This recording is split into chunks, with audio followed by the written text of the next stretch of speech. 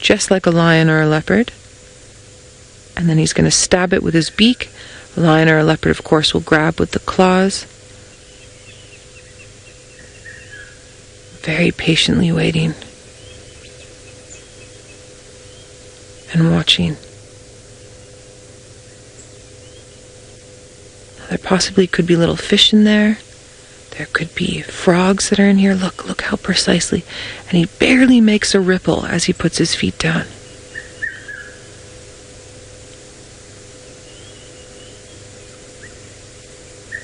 Adjusting his weight.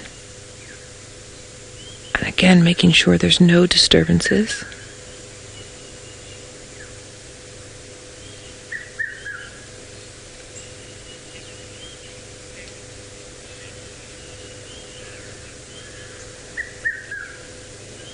Watch there, he's going to move his foot very slowly. Look how he repositions that weight. Just moving, inching forward.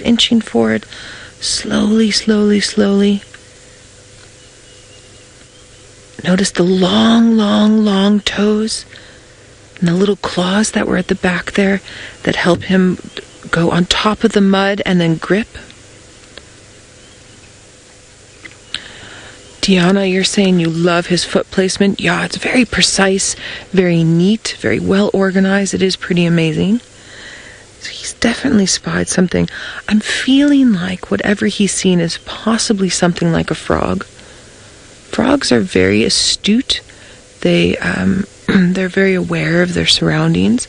They're a difficult prey to catch, similar to a fish.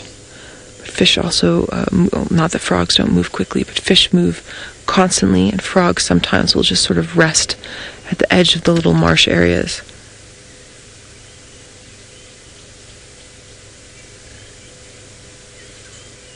There he goes, very slowly moving his foot again.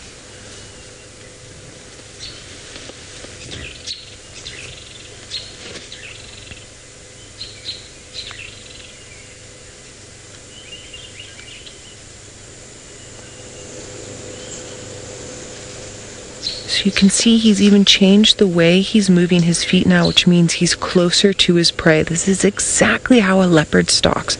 Think about all those times we've seen leopards hunching down and just very, very, very slowly moving one leg and then moving another leg and bunching all their muscles up.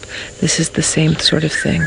Now in the background we can hear "Piet my vrouw, Piet my vrouw, Piet my vrouw." That's a red-chested cuckoo calling in the back. One of our summer migrants.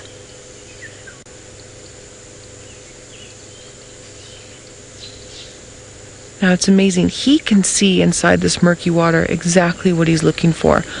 I can't really see at all what he's after.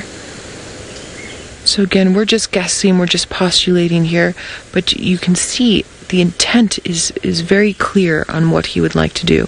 And then he's going to try and get as close as possible without chasing that prey away, and then stab it quickly with his beak, and then hit it against something to help kill it, and then swallow it.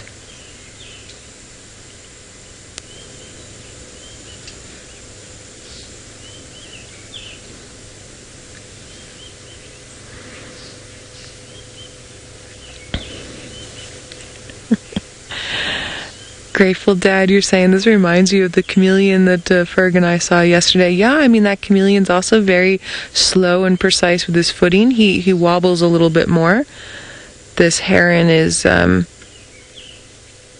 has a definite end goal. That chameleon was just trying to get across the road without being eaten. All right, while we wait, this is a difficult one. See, he could grab stab the prey now, or it could take him 5 minutes. So I'm thinking, let's give it another sort of 10 to 15 seconds, and then let's head on over to Scott and see what he is up to. Because this guy's not really moving forward anymore, so whatever he's seen seems to be just in front of him. But I've also seen them wait like this for quite a while. Sorry, Nix, go again.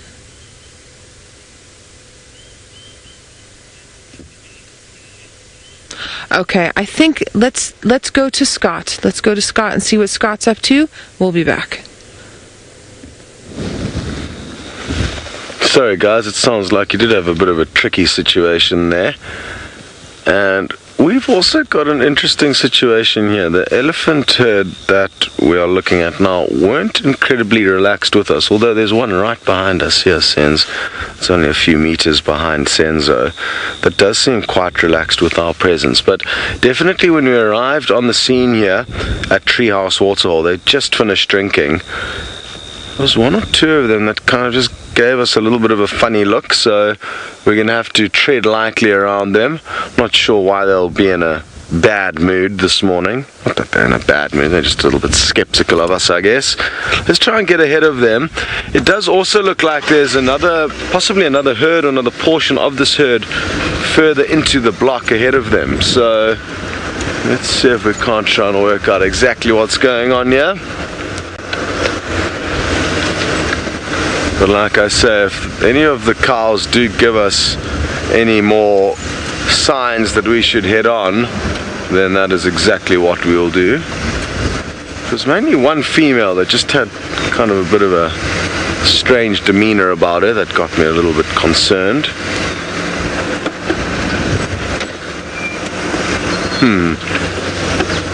I want to do a fairly big loop ahead of them and then let them slowly come onto us. So as to just make sure that we don't actually intrude on them and let rather them come and intrude on us. Bobby, you'd like to know how long does it take for elephant dung to be kind of worked back into the ecosystem? It all depends on the time of the year that the elephant makes the poop.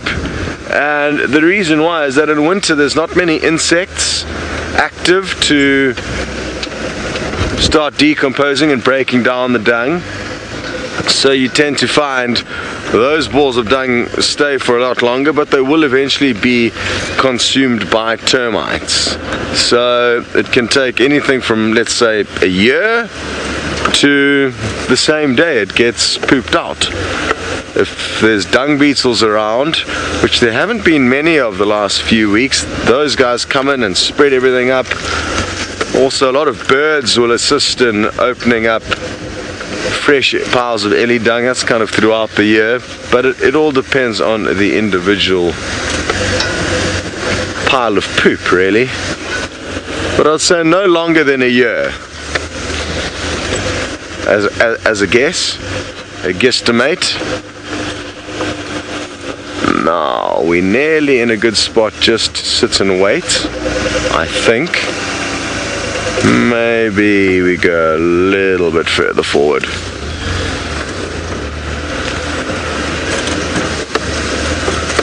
Hello Hank, you're wondering what is the difference between savanna and bushveld. And I guess savanna is ordinarily more open, but you get, you know, a whole bunch of different variations of very similar things. But I think, yeah, as a general... Oh, I just ended up on a stump there. There's one young ellie that may give us a little bit of an interesting time here. It was holding its head up quite proudly here. Let's see if it doesn't come trundling up to us and show us how big and strong it is. It's one of my favorite things to witness out here. See, I think savanna's generally more open, and then bushveld would be more kind of like this, what we're experiencing now. But you get, oh, here it comes. Keep coming. Brrr. That was me pretending to make a trumpet noise. I think we've got ourselves in a really good spot here. I'm hoping that if we're just a little bit patient, the rest of this herd will slowly start working their way all around the vehicle.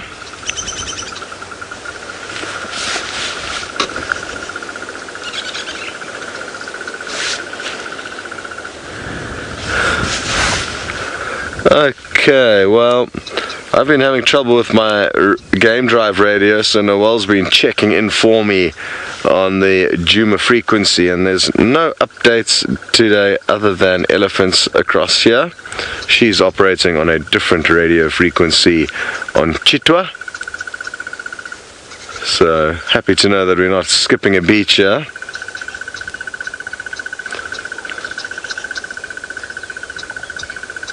Hello Beardosaurus Rex, you'd like to know if I've ever had to run from an animal. And yes, on a number of occasions I've had to scramble up trees, but as a general rule you should not run from most of the animals that may decide to give you a hard time out here. The only exceptions are kind of black rhino to a degree, definitely buffalo. Don't stand your ground for a buffalo, it'll just plow you over. So try and get out of its way. And once or twice with elephants when trying to chase them out of camps where they've broken into the elephant fencing. A big reason why it's important not to run, especially when you're in groups and you're being guided by a guide on a walk, is that if everyone runs and scatters, then the guide is going to battle to take care of everyone. Oh, tiny little baby, cute, carrying a little branch along the way. Now you can hear a noise, it sounds like my alarm clock going off. It's not. It's a crested barbet. Try to see it for you.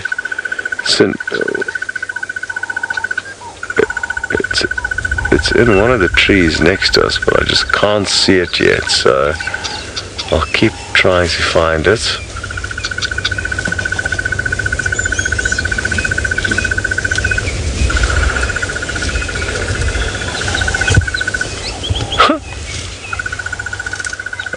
Where on earth is it hiding? This is a mystery to me. Obviously it could just be behind one individual branch. It's not a very big bird, it's making a big noise, but it's not a big bird itself.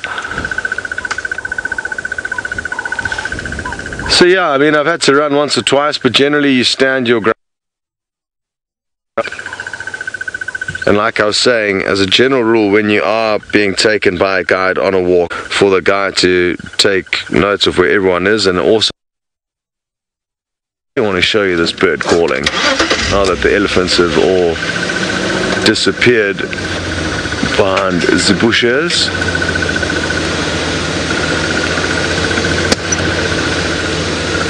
Jeez, it's really going for it. It's somewhere up in this marula tree to our left here.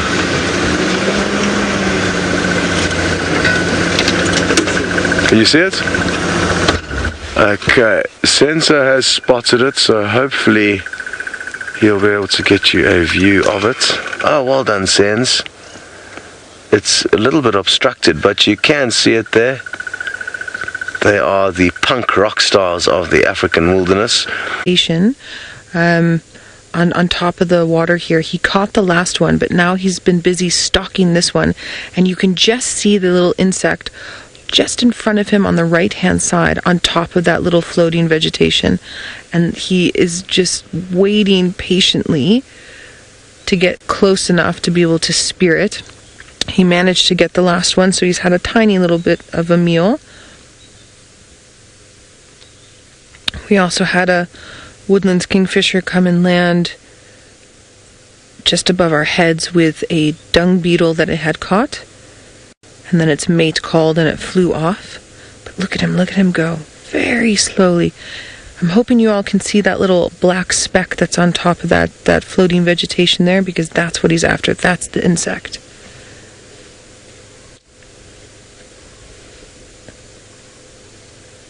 And he should be close enough by now. He's keeping an eye on it with his left eye.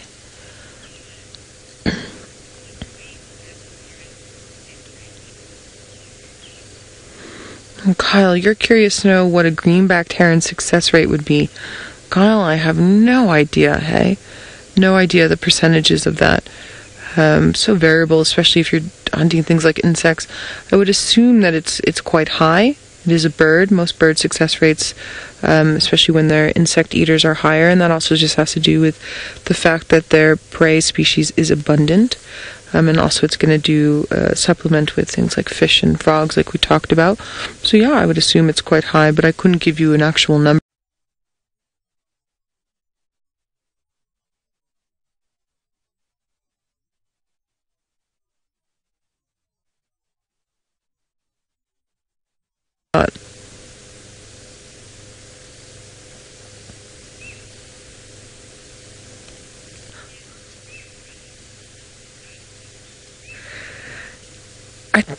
he tried for something to the side. Another insect to the side, and I think he tried and then he missed it. Oh, fantastic.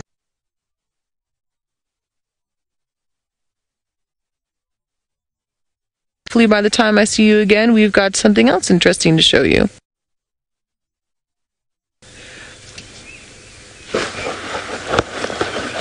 Well, I'm sure Noel will have something else for you by the time you head back there. We have managed to loop ahead of this herd of elephants. I'm guessing one herd heading towards the waterhole for a drink. You can just see one on the background there disappearing behind the dam wall. So we'll maybe try and loop around to see them. But there's lots of youngsters here, so I'm tempted to stay with them. They are so cute, these little Ellies, and there seems to be a little bit of a kind of playful mood this morning. Playful / nervous. I'm not sure if it's this windy, cloudy weather that's getting them a little bit excited.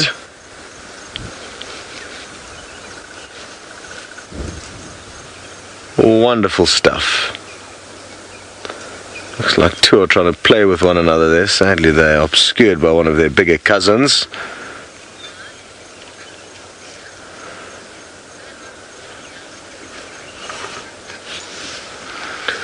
Hello Brian, good to have you on board. And you are wondering if it's more dangerous to be around a herd of elephants when there's lots of small babies like here. You know, I think it does possibly increase the likelihood of mothers being extra protective if there are lots of newborns around. But to be honest, it's more about the area that you're in. I found some areas in Africa, especially where elephants are persecuted by humans, or possibly where they are able to attack their crops and have negative kind of interactions with humans. Their elephants can be very unpredictable and quite unwelcoming of us, whereas here in the Sabi Sands, as a general rule, you know, most herds are quite relaxed with us. And I think even if these herds have been exposed to kind of negative behavior elsewhere, once they get into this area, there's 40 or 50 years of history here of elephants coming in and being viewed by people and not being bothered, as a general rule, by the people. So I think we're very fortunate here, and the elephant viewing we get here is very, very good. And usually the fact that the youngsters are around doesn't really impact my assessment of the herd and the aggression of the females. So I wouldn't necessarily say there's a direct correlation between danger and lots of youngsters.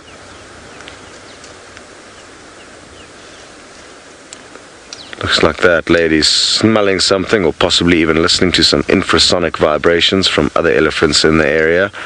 When elephants stop everything, you know, and have all their legs planted on the ground, you can almost see that they're listening. But interestingly, they're not just listening with their external outer ear like we are.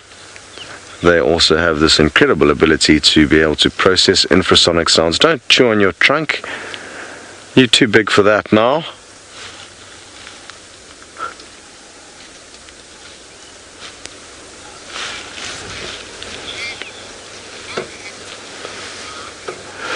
Judy, you wondering why elephants will eat bark? Is it to help with digestion?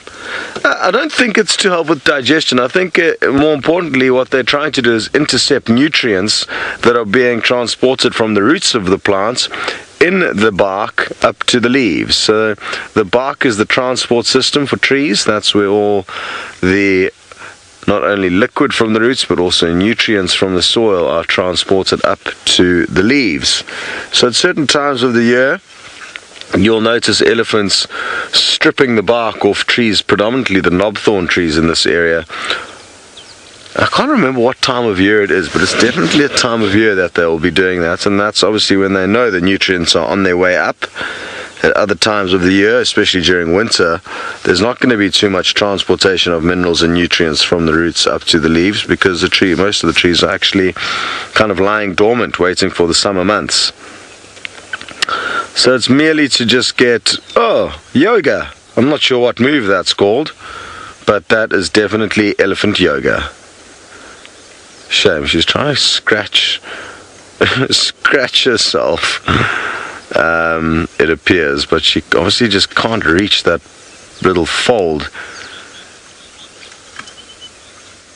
You need to find a branch to rub on. Get a branch between those back legs and then reverse forwards and backwards over it. It appears that's going to be your best bet. Let's see if she doesn't go and look for a branch now to do just that.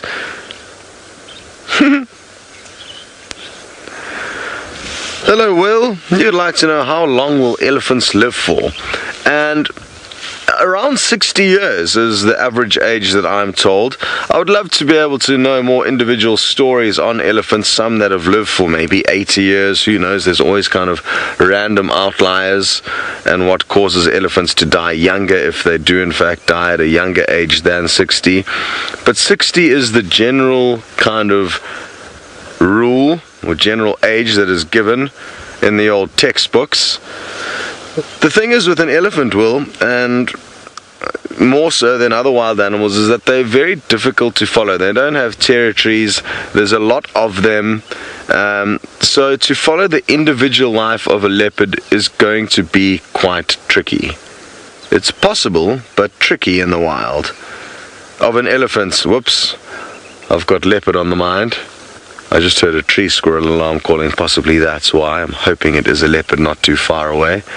So yeah, well, it would be wonderful to know kind of more individual stories on elephants, but sadly, due to the fact that they move huge distances, they're not bound to a territory, and they do just live for so long, it would be quite an understudy to follow the life of an elephant.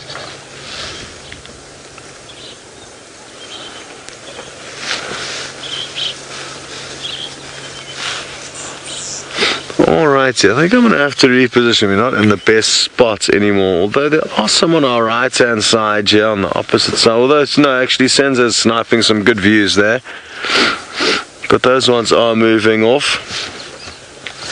Scarlet Sky, you'd like to know if elephants are clever enough to remember human faces. I don't have a clue. Again, it would be tricky to, yeah, I don't know. I don't know how we would be able to work that one out, Scarlet Sky. It would be tricky to ask them, and there's a possibility that maybe a captive hand-reared elephant may be able to remember whoever reared it, but then again, I'm not sure if that's going to be just from sight or also from smell and also from the audio, the voice of its rearer. But I think in the wild they'll have little or no reason to, or need to, or ability to be able to distinguish one human from another. And the thing is, even if there are reports of captive scenarios like that, I don't like to mix captive research with wild animal research, although sometimes, this can be something to learn from there, but it's just such a different environment that the animal's living in that it doesn't really, in my opinion, make sense to take too much from research done with captive animals.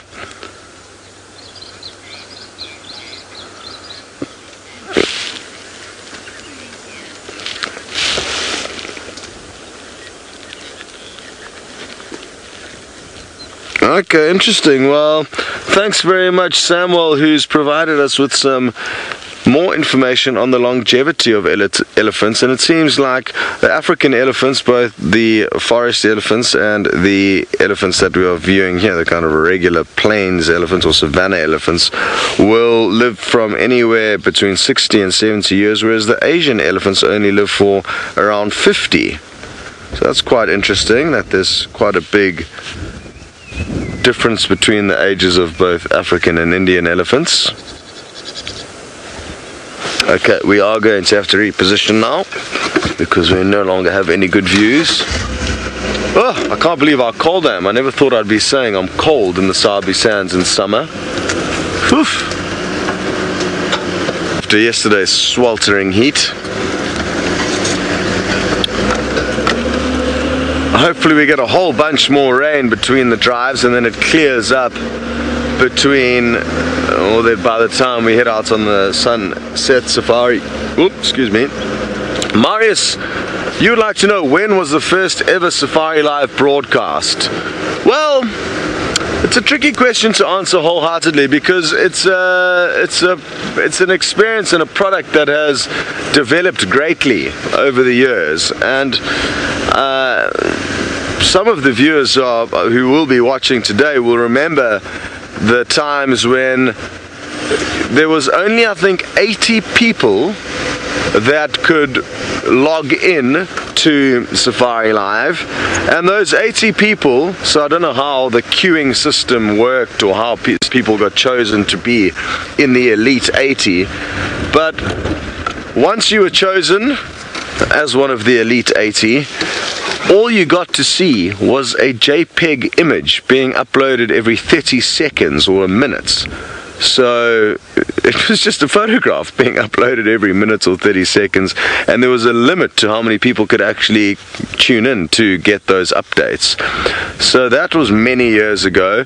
And then prior to my starting at the end of 2013, there were quite a few live safaris done, some here on Djuma, and I think some also in the Timbavati.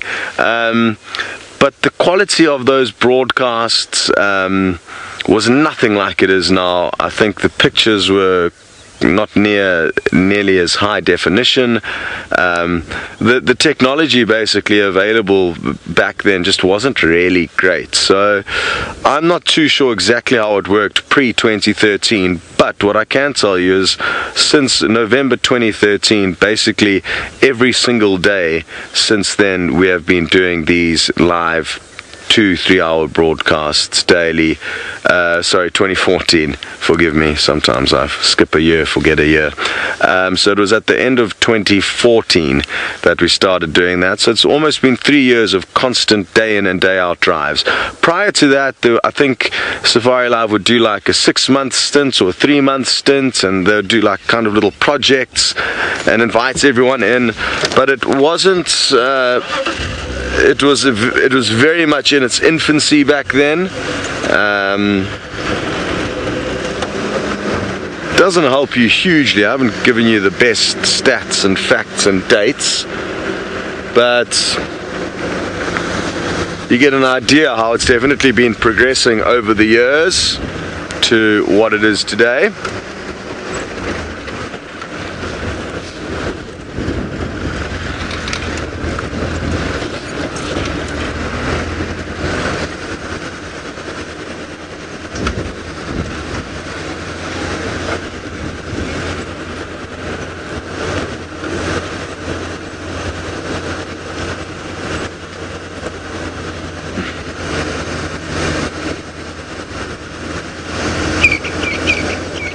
There are lots of elephants dotted in this little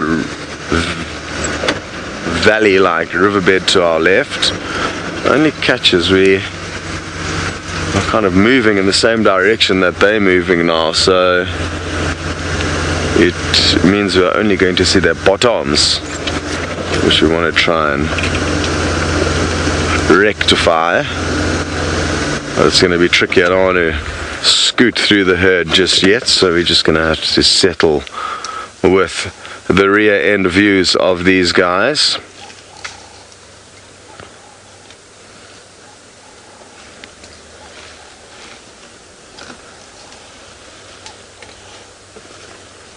Yeah, I wonder what these elephants think about the lack of rain and how much they, take into consideration with regards to the abnormally dry and bleak conditions we're experiencing here this summer, and if they're kind of already planning where to head next, or how do they get messages, or how do they know where to go from here? Do they just guess where there might be more food as and when everything gets exhausted here? Or if they just take it kind of more on a day-to-day basis. But as a human, I can assure you that things are not looking as they should for this time of the year. Noel also noticed, having spent a week or so away from the reserve on her leave, as soon as she came back, she immediately noticed how much drier it had become in her absence. Cleaning off the grass, making sure there's no sand before she put it in her mouth. Mobile Paddy, you'd like to know if there's two different elephant herds in the same area, will they kind of huddle up? Elephants generally kind of huddle up when they're seeking shade. So they'll huddle under a tree while they're snoozing, kind of midday. So that is a time that elephants will huddle, and yes, I guess multiple herds may huddle under a shady tree. It's not uncommon for herds to come and go and kind of intermingle, join up, split up. There's no set rules, and often it's very difficult for us to tell whether it is two separate herds or if it is just one herd that's kind of splitting and rejoining. I certainly don't recognize this herd of elephants, and again, they do move huge distances. They're not bound by territory, so it makes it very difficult for us to establish exactly what is going on within the herds. Very good. I'm probably going to leave these guys be and keep trying to search some of the roads for any sign of our spotted friends. And while we do that, we shall send you back to Noelle for an update on how she's getting along.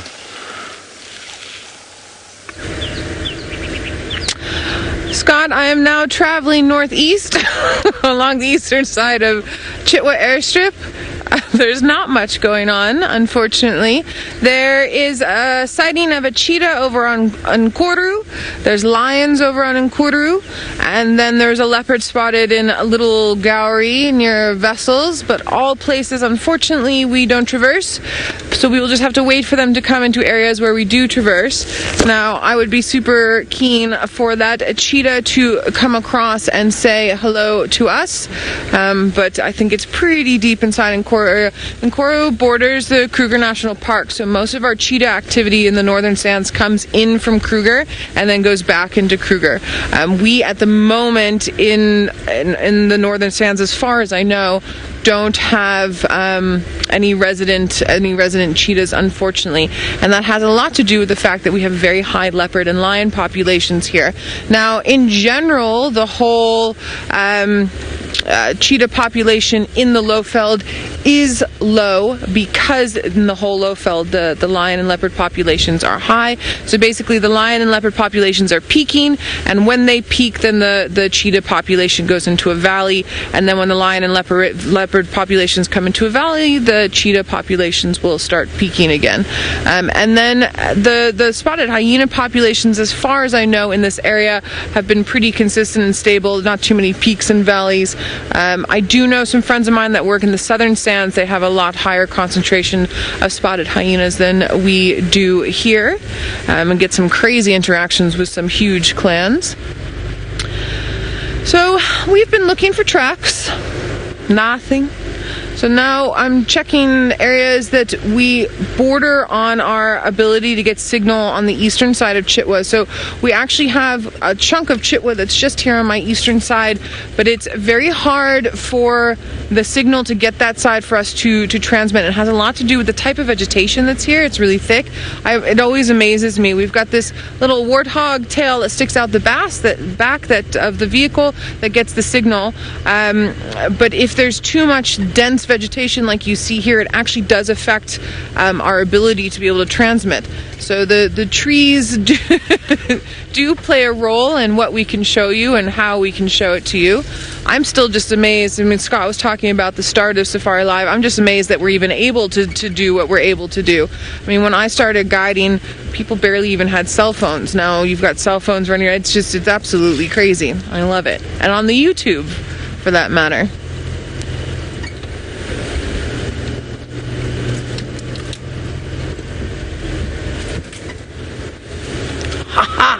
Joy, you're totally reading my mind. So there's things that I think about before game drive, and then I get lost in other conversation. I forget about them. So Joy, this is very interesting. You're wanting to know, was I able to determine the sex of the cub after game drive yesterday? So Ferg and I, after we wrapped, Ferg and I sat for a while and did some filming. watched them play around with each other, and then Tundi went up onto a little bank and called the cub over, and then they sort of cuddled with each other a bit, and then they ducked down and went out of sight, and we left them because Tundi was really amazing and gave us a really excellent sighting. So then obviously got lots of photos because I try not to take photos when we're on air. Obviously I'm busy with you guys, got lots of photos, and I was looking through them, and there was a question that came through yesterday when we were doing the action broadcast about, oh my goodness, the paws of that cub are so big. And I was saying, yeah, when they get a little bit older, sometimes you can start telling that it's a male by the size of the paw. Now, I always forget, again, I'm still new with Safari Live, I always forget how detailed it is on screen compared to what I can see with my eyes. And so I was going back through my photos, and I was like, yes, but those are big paws, but exceptionally big paws, not just I'm going to grow into them paws. And then I got one or two shots where the cub was on by itself on top of the log and turned around, and I could see a slight bit of yellow under the tail. So Tristan, my dear, I love you, and I know that you think it's a female, but I'm gonna have to disagree. I think it's a male, but we're only gonna be able to really tell as we keep watching. So Tristan is saying female, I'm gonna say male, and then I think we're gonna have to place bets. I think we're gonna have to have a bet going with this. I'll be interested to see which side of the bet Scotty D wants to get on, but I'm gonna go with a young male. That's my story there. And then James Richard, thanks you so much. You were so nice to send me through all of that information on my Instagram about Tundi and her cubs. And then I had it pulled up on my phone so that I could go through it with everybody, but unfortunately I've lost signal. So this is what I can remember. So Tundi's round about 11 years old, as far as I know, and we were discussing yesterday that she's had 5 litters, but only 4 of those cubs from the 5 litters have managed to reach it to adulthood. One is Tamba, and one is Kachava, I believe, if I'm remembering. Then there was 2 others whose names, I'm so sorry, they're escaping me, but James Richards, if you're watching, you can maybe send through that information on Twitter so everyone else can read it through. One was killed, and the other young male went and moved off and found territory inside of Kruger. So that's the background that I got for everybody, in case anyone was interested and wanted to know. I also really enjoyed yesterday how much interaction we got out of that action broadcast at the end there. It seems as if Safari Live is growing in leaps and bounds, and it's absolutely fantastic to see. I think that, look, we are here for entertainment, and we entertain you guys as best as we possibly can, but it's also a peek into the world of conservation, into the world of wildlife in Africa. And the more people that come and watch us, the more people that are going to fall in love with this, and hopefully that means that we carry on and get to continue not just doing Safari Live, but that these areas continue. I always tell my guests when I used to work in the lodges that it's really important that they keep coming and doing the visits that they're doing, because them being here is the whole reason why not only myself and my tracker then had a job, but why these places exist. Because unfortunately in conservation we have to make money, and the things have to be worth something, unfortunately, and by coming here as a guest and by watching things like Safari Live, you're helping out immensely, more than you could ever do by giving, $10 or 10 euros or 10 pounds or 10 rand a year to some of the organizations. This really is a huge thing. So thank you everybody, and kudos to you. I hope everyone's enjoying their Boxing Day. And then if anyone's just joining us, don't forget, on Safari Live, we are live, 100% live, and we are interactive, and you can send through questions, hashtag Safari Live on Twitter, or if you're watching us on the YouTube, you can send it through on the YouTube chat. Now, there's a little area up here that I sometimes lose signal with. There's a bit of a dip, so just excuse me if I lose signal there. I don't know where our silly little leopard friends are today. I'm sure that in the rain last night and the wind, they managed to kill things and hoist them in trees, and I'm just not picking up any tracks because of the rain, or I'm just looking in all the wrong areas. Who knows? I did give you the update earlier about all the other sightings that the guys are having on other parts of the northern sands here. I think what we might do, since we've done most of Chitwa and we've done a bit of our west and a bit of our south, I think we might go up to Biffle's Hook Dam. But I'm debating on that one. We'll have to wait and see. I haven't fully decided yet. I'm also keen maybe to rework that cheetah cut line area where the guys were saying, so last night Tingana was seen on Torchwood access, and then he moved southwest. So the guys were saying might pop up on cheetah cut line if he decides to move more west, but it's also possible that he's still just in Torchwood. Smaller, the same thing happened to Mvula.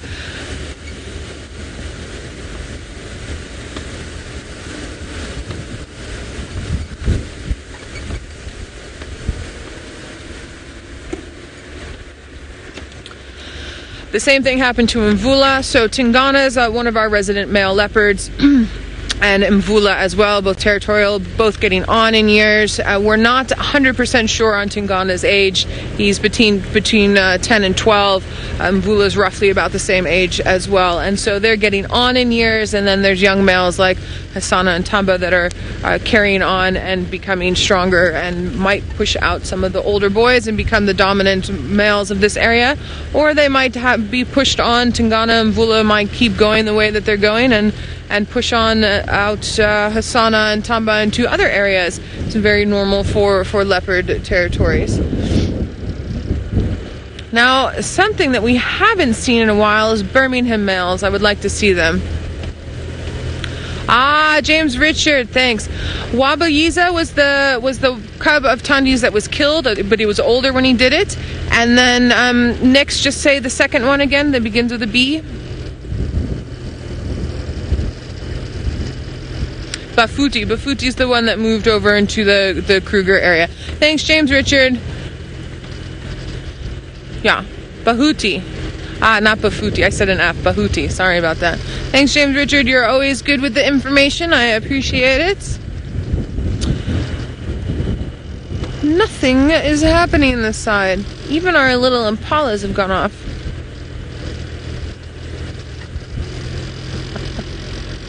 Morning Glory, you say please go to Biffleshoek Dam. Alright, Morning Glory. That's where we're headed. We'll go. It's going to take us a little while, but we will head up there. We'll meander that side and go and check and see what's happening there. It's going to be a little bit bumpy as we head up with these corrugations. So corrugations happen on access roads where people drive too fast. Alright, so I'm just driving and Scotty D is also just driving, and let's see if Scotty D's just driving manages to accumulate in something to see. I found a jacket, which helps because it's freezing. It's just a raincoat, but it's an extra layer at least, and hoping that something exciting happens at some point in time to try and take my mind off the cold weather.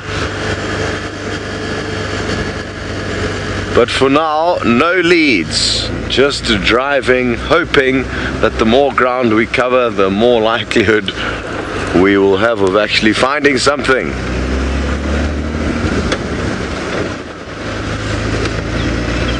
Very good. So we kind of just cruising about. Animals that we could bump into here are Shadow and or Tandi. They're both kind of overlapping quite a lot at the moment as they establish who is going to acquire which portion of their mother's territory. If any of you are joining for the first time, it appears that the old resident female leopard from this area, a leopard called Karula, has disappeared, and she's been gone for so long now that a lot of us believe that she is dead, and therefore it means a whole leopard territory, or territory of a leopardess rather, female leopard, has become open to the neighbors, and two of her neighbors were actually her daughters, and now they've kind of started moving into this area a lot more. And I haven't established yet, I haven't been here long enough, I've only been here for the last month, so I'm not too sure exactly who's spending more time where, and leopard territories do change, they're forever changing ever so slightly, and because I've been out of this area for quite some time, I'm not too sure on the exact finer details of who's spending time where, but interesting times. We had an incredible scene with the two sisters kind of facing off, whilst one had a kill, a duiker kill, and it appears like the one who was kind of waiting patiently hoping to get some of that kill did end up getting it. And how it ended up getting it, whether they had a fight or what exactly happened, we aren't too sure. We weren't there when they had that altercation, sadly, because that would have been incredible to witness and understand who was maybe more powerful or more dominant out of the two. But we may still get one or two more opportunities to get lucky with regards to that.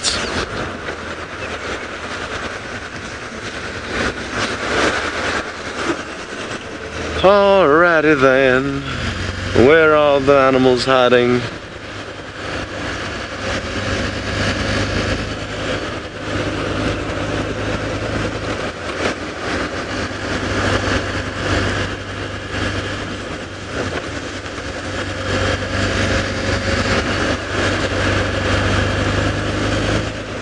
Hello Koresh, you are suggesting that wouldn't it be better for the population of leopards in this area if in fact a new male comes in after Mvula and Tingana to bring new blood into the system? And yes, most certainly, for genetic variance that would be useful. And it ordinarily will happen, you know. Male leopards will move quite big distances, not all of them. I mean, Djuma and Quarantine are still relatively close by, and it's not uncommon for there to be a slight amount of inbreeding, but there's always kind of some new blood coming in. What's also interesting is that from one litter of leopard cubs you may have two different fathers. So leopardess will mate with multiple males, not all the time, but quite often when they are in season, which means, I'm told, you can get one mother with two half brothers, essentially, or half sisters or half siblings, because one male's sperm will fertilize one of the eggs and another male sperm that she mates with later will fertilize one of the other eggs, therefore causing two of these siblings already to not be genetically from the same father, which already gives you an idea of how there is already genetic variance happening. And I guess, you know, Mother Nature takes care of these things. You may get periods where an abnormal amount of boys will stay close to their natal area and therefore increase or decrease the genetic variance, and then it may be a period where there's no males being born to that area and it's just females, and then males come and fill that void from far and wide. So, you know, in an ecosystem this big, I don't think we have anything to worry about. We are part of the Greater Kruger National Park. It's not just the 60,000 hectares of the Sabi sands that we are a part of, but the 3 million hectares of the Greater Kruger National Park. So I see what you're saying, but I don't think it is an issue. In smaller reserves, definitely, where animals you know, need to be brought in and taken out by humans because the area is simply too small to naturally acquire that genetic variance, there, yes, definitely, but here I don't think there is any need for that. Again, I must reiterate that I do kind of hear what you're saying. It does seem like quite a few males are lurking close to this area, but it's just possibly the fact that there have been a lot of males born to this area recently. Very good, we need to rush you off to Noel, who's got a hornbill on the ground. I do. I have a hornbill on the ground, and it is a ground hornbill. So they were up on a termite mound hunting, eating termites, and then came off. To me, I can only see three. You've got the one here. This is one of the adults, and then there was a juvenile, little teenage one that went back into the bushes with the other male. They're sort of meandering slowly in and out of the trees there and picking up things to eat. They'll eat giant land snails and snakes and insects. They've got quite a varied diet. Just out of view now, unfortunately. But very neat. One of the endangered bird species that we see in this area. I just want to see if maybe up another view. Kind of just see that one. Fergie must just tell me if I must stop. through the back there. Yeah, we can try there and see if we can get another viewing of them. The one sort of moved to the back here just at our 3 o'clock, and then it's slowly moving up, and there's going to be a gap at our 2 o'clock eventually. No, more to the right there. That should pick up eventually, but we'll just sort of scan and see if we can find them again for you all. We had them yesterday morning making their hoot toot toot toot toot toot toot sounds and sitting on top of the trees there, but that grouping looked a little bit larger. Yeah, I can just see that one through the back end there. Not on the screen, unfortunately. There, just through those dead branches at the back. There's the juvenile. Moving off, notice how he doesn't have any red. It's a little bit more of a bluish tinged beak and then a little bit of yellow around the face. A little bit difficult to keep them in focus. There's so much brush in the way, unfortunately. There we go, and then off into the great blue yonder, but that's still a wonderful sighting. We've had a really amazing birding morning this morning. It's been quite good. We're coming up. The elephants have left us a present in the road. They've decided to put a roadblock out. They don't want us using this bit.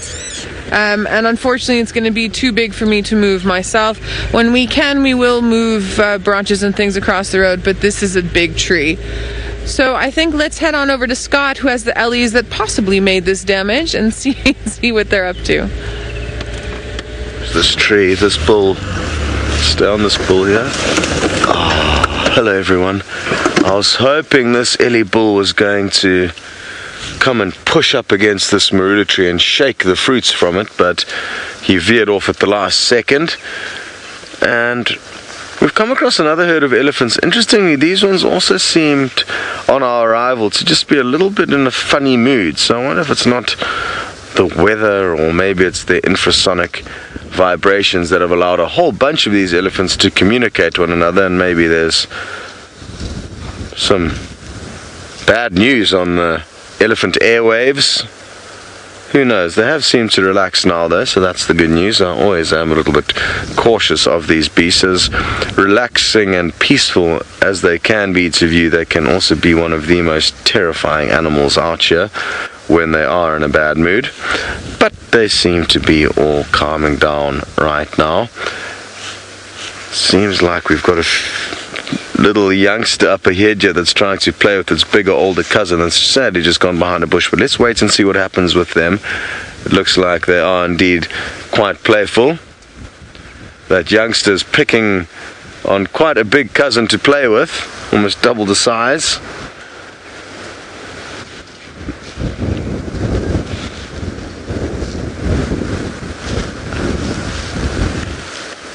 Sadly, they keep disappearing behind the bushes, but hopefully they'll pop out at some point.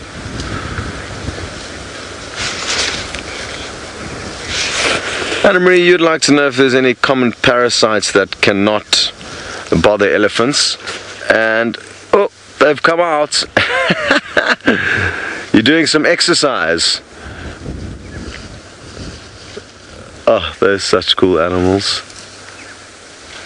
I think some of the smaller ticks, you know, not all ticks will be able to possibly suck the blood from elephants. It'll only be the bigger ones with big enough mouth parts to be able to penetrate the thick skin of elephants. But I can't think of any others. Maybe the biting flies that bother us don't really bother them, also that bother the lions. I'm not entirely sure. What I am sure of though is that these guys are looking like they're going to stream right past the vehicle, so we're in a good spot here. Now let's keep an eye on this little cute baby and see what it gets up to. It seems like it's doing a fairly decent job with its trunk there. Considering how young it is, it's got very good control over it. It can take them a little bit. Oh, you very neat. Perfectly plucking little mouthfuls of delicious green grass. But like I said, they can take quite some time to get the hang of that very complex nose. But that one's making it look easy.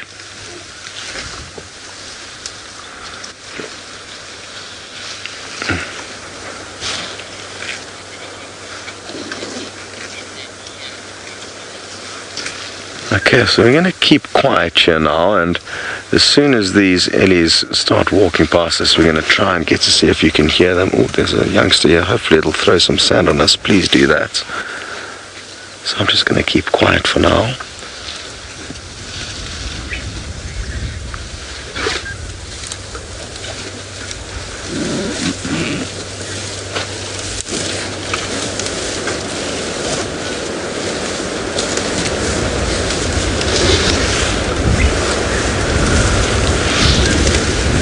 It's quite a windy day, and you can also hear their little footsteps as they move through the vegetation. It's interesting. I'll be interested to know which ones you're hearing. Some of them, sometimes out of screen, are making more of a noise than the ones we're necessarily looking at. And then another thing to factor into the equation is that the mic that picks up the audio is kind of directional, so it'll pick up the majority of the audio that the camera is pointing at, but not all of it necessarily. If a louder noise comes off to the periphery, it'll pick that up.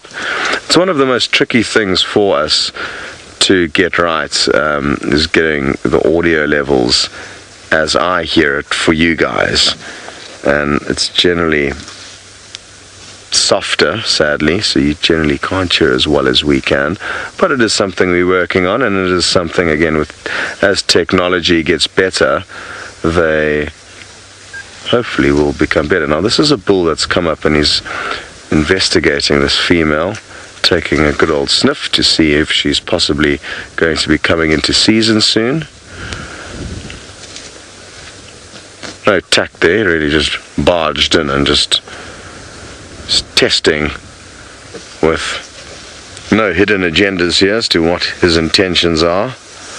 He's a young bull though, certainly not a monster. And I'm guessing he would get bullied out of the way if, in fact, a female elephant was coming into season.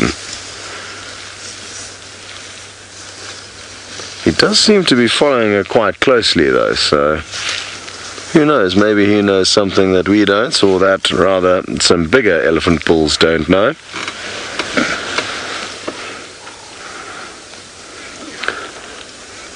Well, we haven't had a day of leopards, but we certainly have had a lot of elephants around, so that's the good news, and I love the way each day is just different out here. Robert, you wondering if in this cooler weather the elephants will be a little bit more frisky? I mean, I guess maybe it's the wind that I think's possibly unnerving them a little bit and causing them to be a little bit funny. Cool weather should just make their lives a little bit easier and allow them to move more freely into the hot hours of the day without worrying about having to rest up in the shade. And I guess for the youngsters, they may have a little bit more of a spring in their step. They may be a little bit more energetic on a cool, cloudy day like this. But in terms of me being nervous about them and them being a little bit nervous about us, I guess it's a two-way street. I don't think that is related to the cold weather. I would say more so the wind.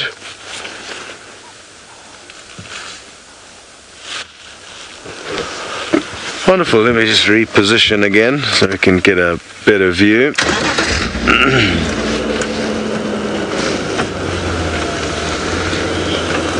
Rishi, you'd like to know what is the largest herd of elephants ever recorded, and I think there's records of, you know, whether it's one set herd being led by one matriarch, I'm not convinced, but of scenes where 500 or 600 elephants were moving together, you know, through parts of Africa. This was a long time ago, I think a lot, you know, before us humans started populating like rats and destroying the planet, basically.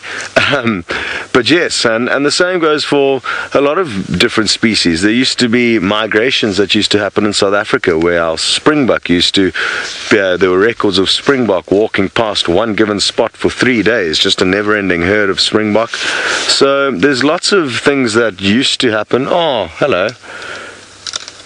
Not just here in Africa, but in all of your home countries that no longer do. And I think massive herds of elephants were a reality back in the day, as well as lots of migrating animals in various parts of the world. Thankfully, there are a few little areas that have been protected, and you still get that happening. But for the large amounts, I think it's fair to say that there's just simply a lot less wild animals than nowadays than there used to be, for obvious reasons. Very good. Well, Noelle has made it to her next waterhole for the morning. Let's hope it's as productive as the one at Chitwa was. I'm almost to Biffle's Hook Dam. I also hope it's as good as the last one, but we'll just have to wait and see. Also busy checking for tracks as we meander. I can't talk today, everybody. I'm sorry. It's the cold, and it's gotten more cold since we are in Game Drive and with this wind.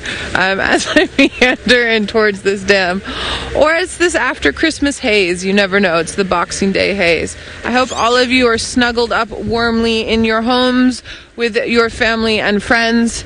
That's what I would definitely be doing if I was on holiday. Actually, no, I'm lying. I would probably be on the beach somewhere. That's where I would be, drinking fruity little cocktails and laying in the sun. But we got leopard cub last night, so I would not give that up for the beach at all at any point. Now, as we're getting towards the dam here, I'm wondering what might be in it. I think maybe you all should let me know what you think would be around the dam, or hope that would be around the dam, or possibly in the dam. Don't forget, you can send through #Safari on the Twitter, or send it through on the YouTube chat. There's lots of signs of elephants. There's elephant's dung everywhere. It's not the freshest. I think all the Ellies are over by Scott. He's the elephant whisperer for today. Now, something I would like to see, now that we're thinking of Ellies and then I was thinking of the beach, is I would really like to go up to sort of Western Africa and just south of there and go to areas where forest elephants are and then watch them. They sometimes come out to the beach and swim in the water. I would love to see that. And there's also places in South Africa where hippos move out of sort of the St. Lucia, Isamalingo area and move out of the estuaries there into the salt water. I would really, really, really love to see that as well. Would like to tick off my list at some point. I think my big mammal spotting for this year was, I've seen one Sharp's Grijsbok, which is very similar to a steenbok. I saw one many years ago, but this year when I was in Mozambique visiting some friends of mine, I got to see several Sharp's Grijsbok, which was very, very cool. We don't get them in this part of the sand, but you sort of northern end of Kruger and then east into Mozambique. Alright, I can see the water of the dam. No tracks as of yet.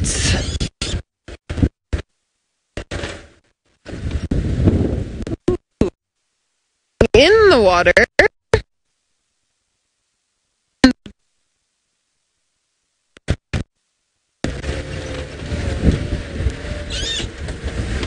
Seems as if we have some gremlins following us to the dam.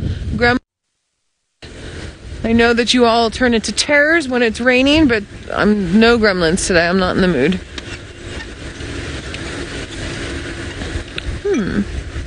Seems as if our dam lit back, and I can just see what. Ferg, do you see where the tree makes a gap into the back, and you can just see the nest on the other side forward here. Now he's up. Now he's directly at our 12 o'clock, straight up the main trunk. There he flies over there. Now he's on that. Perfect. There's a male. Thanks, Ferg. Male violet-backed starling. Now, where he's sitting in the tree, oh, gorgeous. There you can see a bit of the reds and purples. Now, because there's no sunlight, we're not getting the absolute splendor of the iridescence of that violet back there, that plum-colored starling, but you're still getting some nice, ooh, and then, of course, he flies away to the back.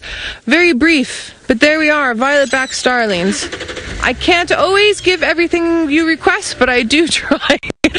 Find it eventually. James Richard, I know that you're looking for citrus tail butterfly, the Christmas butterfly. Unfortunately, haven't seen one since you asked, but I will keep looking, that's for sure.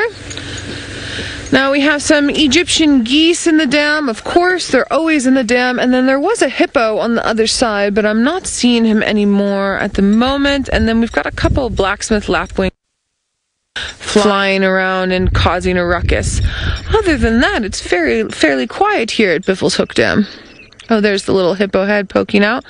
There's one male hippo that's always in here, and then when I was up here before I went on leave, there were 3 hippos that were inside of the dam. So he seems to have found some lady friends, but I don't know if they're still around. They might have decided to move off. Now, the water level of Biffle's Hook Dam seems about the same as when I went on leave, but those mud pans drying up, as we talked about yesterday and Scott was mentioning earlier, we do need some more rain, and our rain last night wasn't very much. I don't think we got over 10 mils. I think it was probably between 5 and 10, but nothing more than that. We need a good downpouring of 110 mils, if not more. Ferg, there's a cuckoo at our 10 o'clock across the edge of the dam wall. If you go in between these two, go to the left a bit more. Left. In between those 2 bushes there. Keep going left. Keep going, keep going. There. Straight in there. There we go. Beautiful cuckoo. So as we know, cuckoos are usually hiding. This cuckoo is out and about for us. So I'm seeing a lot of black. There's a little white tip to the tail, and it's just turning a bit, and there's a bit of a white breast there. So this is either going to be a Jacobin's cuckoo or possibly a Llewellyn's cuckoo. A Llewellyn's cuckoo used to be called a striped cuckoo because it had striping on the breast. Now I actually need him to turn around a little bit for me, or he could call and then let us know. But while we're busy having a look, you can just see that little bit of a crest and then thick long tail, but they actually have quite small bodies, these little cuckoos, and they fly down here for the summertime, but they don't make their own nests. They're what's known as a brood parasite, so they put their eggs into other birds' nests and lets those birds take care of them. So I am guessing from what we can see with the white at the tip of the tail that this is most likely going to be a Jacobin's cuckoo. The Llewellyn's tends to have a black tip as opposed to a white, and the Jacob, they're roughly the same size, and we've seen just enough of the side of under his chin for me to say that there's no striping. So we're going to go with a Jacobin's cuckoo here. One of the more common cuckoos that we see. Now, one of the cuckoos that I haven't seen yet this year is a thick-billed cuckoo, or a greater spotted cuckoo. I haven't heard or seen them yet this year, so it would be nice to see them. But we will just have to keep waiting, I think. It's still early days.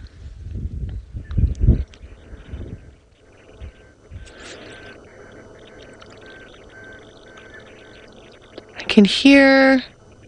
Oh, beautiful. Thanks, Ferg. There's that violet-backed starling again. The male and the colorations there are looking a little bit better.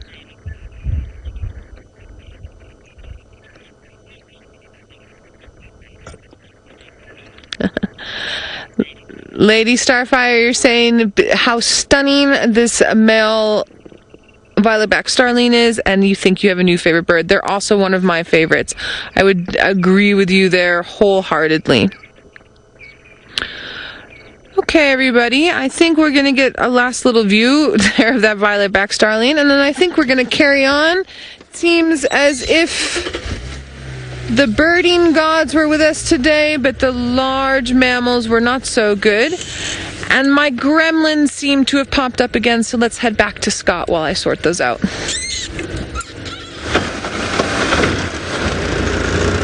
Shame. Sounds like you're having a wonderful sighting of that starling. Aren't they beautiful? And let's hope that Noel's gremlins disappear sooner rather than later.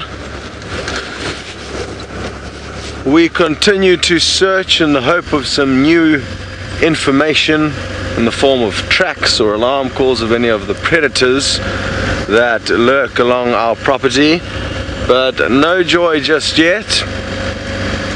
On a cool day like this, though, we could be pleasantly surprised at any moment. Leopards, even on hot days, will be active from time to time, and on a cool day like this I think it just certainly increases the likelihood of finding one on the move.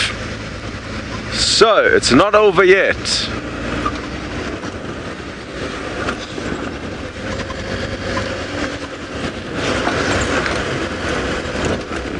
Hello Christina, you'd like to know if leopards usually die of old age or from predation.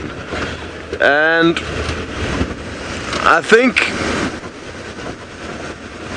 firstly it's important to say that so much happens without us actually knowing.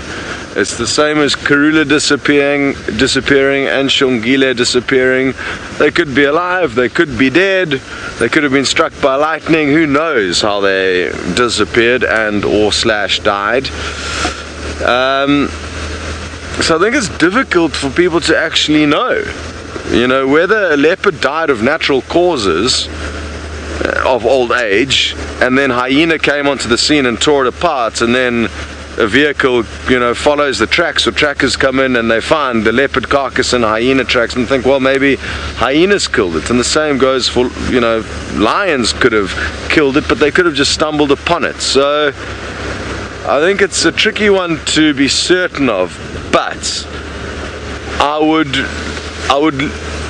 would tend to think that more often than not, before an animal can die of old age, it will be killed by another predator.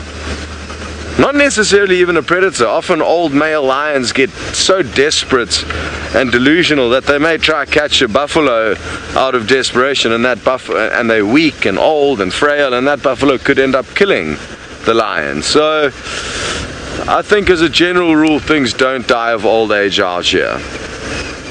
You know, barring an animal maybe like an elephant or something like that, I think most animals, by the time they get old and delusional, they will be killed by something else, and they won't necessarily die of old age,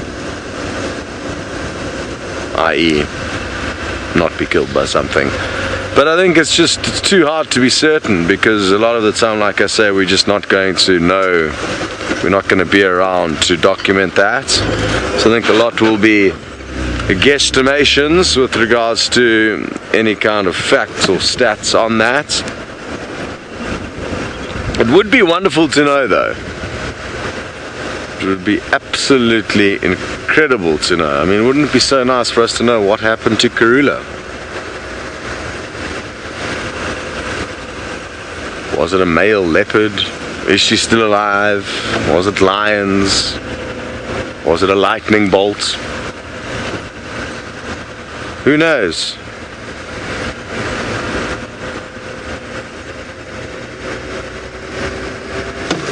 I guess that's part of the kind of charm and the mystery of not knowing everything and coming out and not knowing where the animals are going to be or when we're going to find them or what's going on, and us trying to kind of hypothesize and come up with our own theories, letting our imaginations run wild as to what could have happened or what may have happened. Or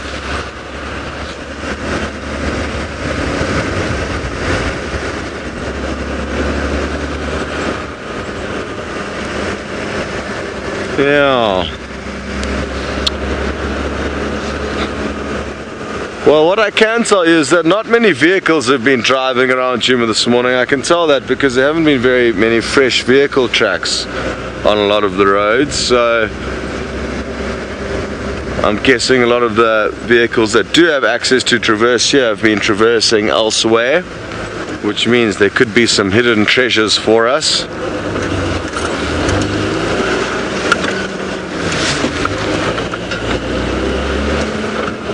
Hello Jazzy Doodle, you'd like to know, what do the animals do when the water holes dry up?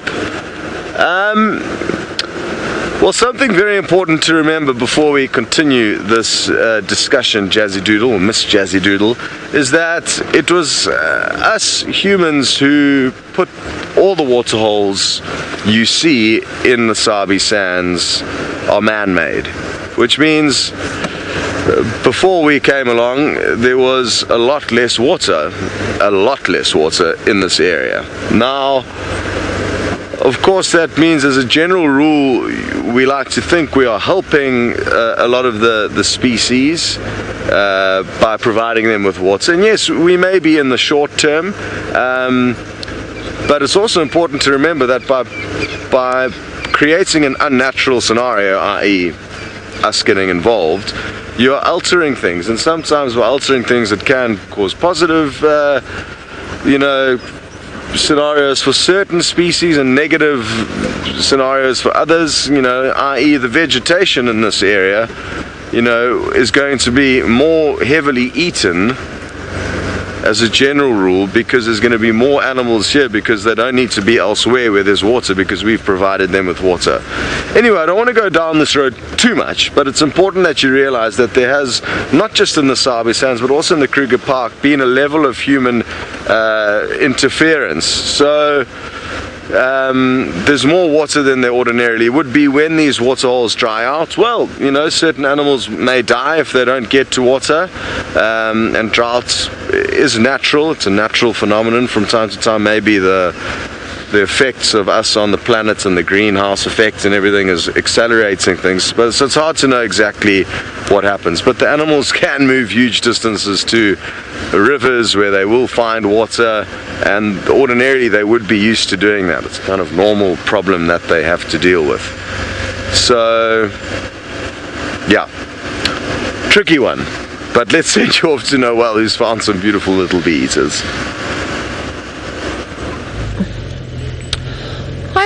We do have little bee eaters, and they were sitting nice and still, and now they're just moving around. So I'm just trying to move the car so that we can try and spot them. There's one here in the dead branches at 3 o'clock that has just sort of meandered down and sat still for half a moment. I think if we try and move straight in there, Ferg. Yeah, no, just go straight in from where you are. Yeah, they're just, oh, there he flies, there he comes. Here he comes, here he comes. Oh my goodness. And then away, away. All right, there was also a Sterling's wren wobbler. Oh, they're at their back now. So at 11:30, where that dead stump is, there's some flying around in there. So yeah, if we go straight and then to the right a little bit, to the right, there, here. They're flying around in the back there. Go down a bit, here, in that one. They were moving around just in there. There we are. Fantastic, thank you. Sorry, they're so little and it's such a dark shade out here that it's sometimes very difficult when they start flying around to catch them. Now, they usually do something called hawking. So they, from their perch, they go and fly up and grab an insect and then go back to their perch.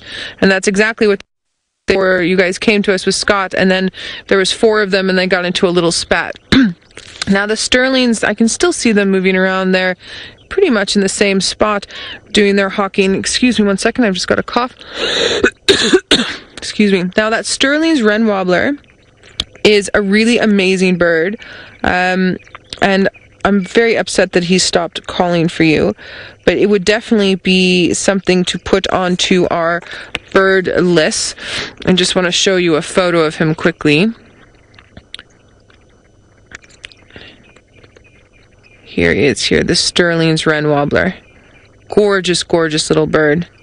And quite striped. And I thought I briefly had a visual of him, but I'm not seeing him anymore, and I'm not hearing him call. If I do see him, I will definitely try to get him on camera so that you all can see him. Alright, so little bee eaters, another one to add for our list for the day. I'm not sure if maybe that helps anyone's list for the year or for Djuma in general. And for any of you that are out there that haven't started a list, you must start a list. I was not very much into birding. Look, I loved birds, but I only really got into birding about 4 years ago. Now I'm obsessed, and it's fantastic. Because think about today. So Scott and I have both been looking for predator creatures. They're not really coming out. So Scott's taken over and started doing lots with Ellies, and then we've been doing a lot of birding, and we've had a really fantastic game drive.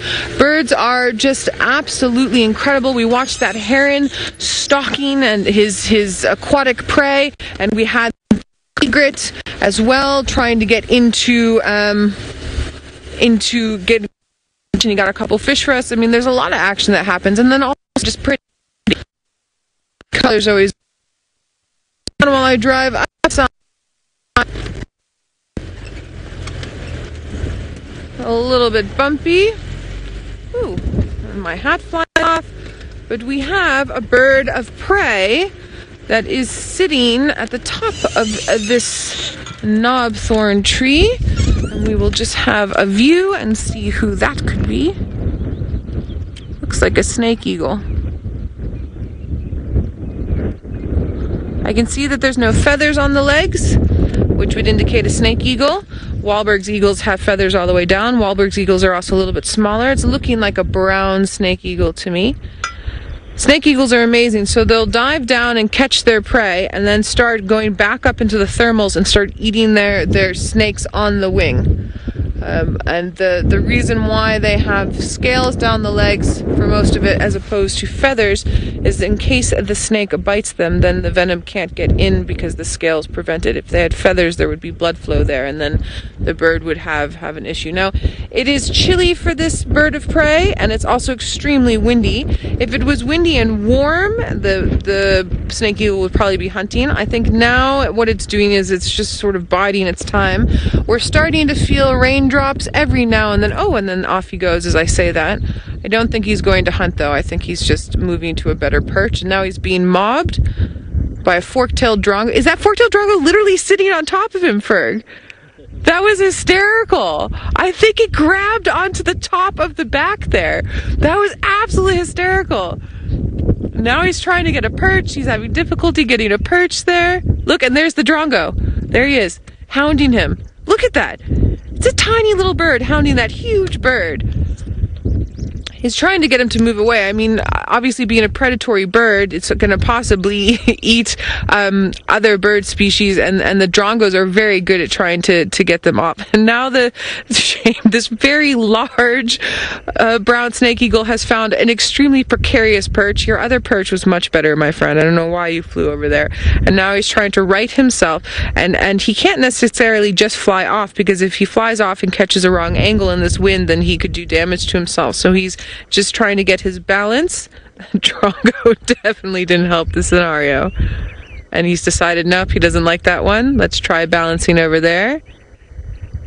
Now, sometimes what you'll see with these snake eagles is not just with the weather conditions, but also if they're a juvenile moving just into adulthood, they're still not as sure of themselves, so they can have trouble. This one's plumage looks fully grown to me, so I think he's just having difficulties with the gusts of wind that are coming up, and probably also just very annoyed that drongo grabbed onto his back like that. They can rip out feathers, which can affect how they fly. And being such a large bird, they're not going to flap everywhere. They need to push themselves off and flap like that and then glide. And he's decided that tree is not going to work for him, so he'll go find another one. That was absolutely fantastic.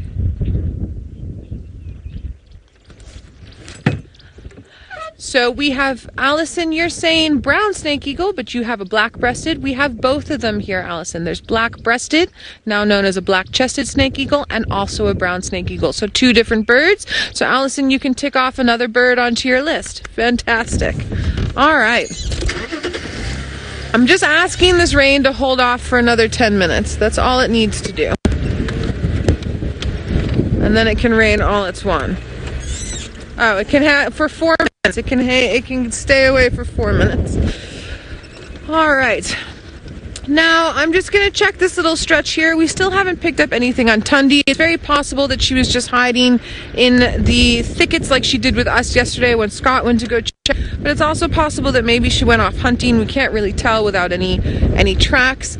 And then another possibility, I was asked, James Richard, I think it was you that asked a question regarding why do I personally think that Tundi brought that head of that baby impala and a few of the legs back to the den. Actually thinking about it last night, and I was thinking about where they moved to. I was thinking it's possible that she brought it there one, she wanted to feed on it a little bit and a little bit for the cub, but that also that she knows that she's possibly going to move the den site again, so she doesn't care if the carcass is there. That's a thought. So it's entirely possible that yesterday was the day that they were going to finish up at that site and then move on, but we won't know unless we keep checking and keep looking for her and keep trying to get a visual and see what she's up to. So hopefully this afternoon either Scott or I will be able to find her and update everybody on that, but who knows. I also wanted to get back to a point that Scott made about possibly any new male leopards coming into the area for genetic turnover, and I would really agree with you on that one, Scott. I think that would be a good thing to get some new genes in. Paradise flycatcher.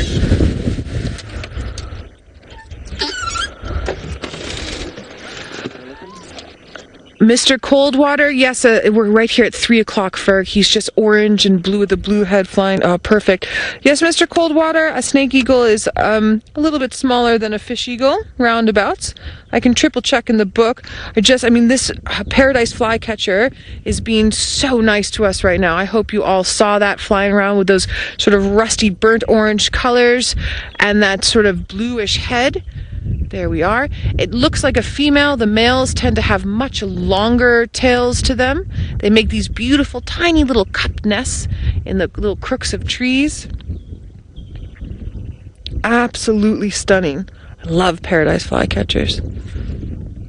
And looking for insects, and now the tree that she's hopping around on has a lot of ant activity on it. And so I have a feeling that's what she's picking up. Now I'm just checking on the sizes of those birds that we were just talking about now. So a fish eagle is 63 to 73 centimeters, and the snake eagles, if I can find them. Of course I can't find them. Snake eagles, brown snake eagle is 70 to 75. So the brown snake eagle is actually larger than the African fish eagle by about 8 to 10 centimeters. So there we are. Now these little flycatchers will also use spiders' webs and moss to put around their little cup nests to hold all those little bits together. It's absolutely fantastic. If I can find one for you, I will definitely show you. So I want to thank everybody for joining us today on Boxing Day morning. It's been wonderful from myself and Ferg and from Scott and Senzo to have you all with us. We are going to be out and about this afternoon, and I believe the Mara will also be joining us this afternoon with Ralph and Taylor. So we're crossing fingers and holding thumbs for more excitement, more birding, more predators, more elephants, and more fun here on Safari Live in the African Bushveld.